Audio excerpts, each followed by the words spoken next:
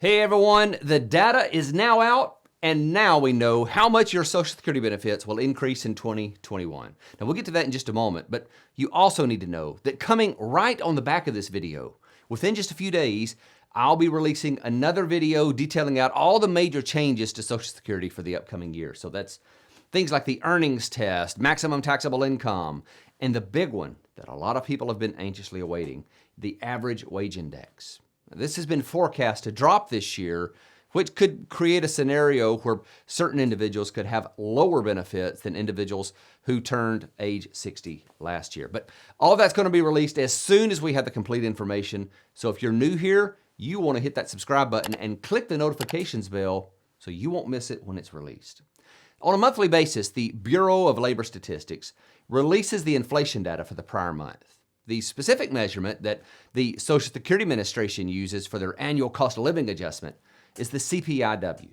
Now that's the Consumer Price Index for urban wage earners and clerical workers. But it's not really that much different than the normal Consumer Price Index. And although they release this on a monthly basis, the Social Security Administration only uses the data for the third quarter, so that's the data for July, August, and September. To get the increase, you simply have to add up the sum of the index of the prior year's third quarter and compare to the sum of the third quarter index for the current year. Then you simply calculate the difference between the two numbers, and if it's positive, you have an increase. And if there is an increase, it has to be rounded to the nearest tenth of 1%. And if there's no increase, or if the rounded increase results in zero, there is no cost of living adjustment for the year. So here's the information for this year. If we average the data from the third quarter of 2019, we have an index reading of 250.200.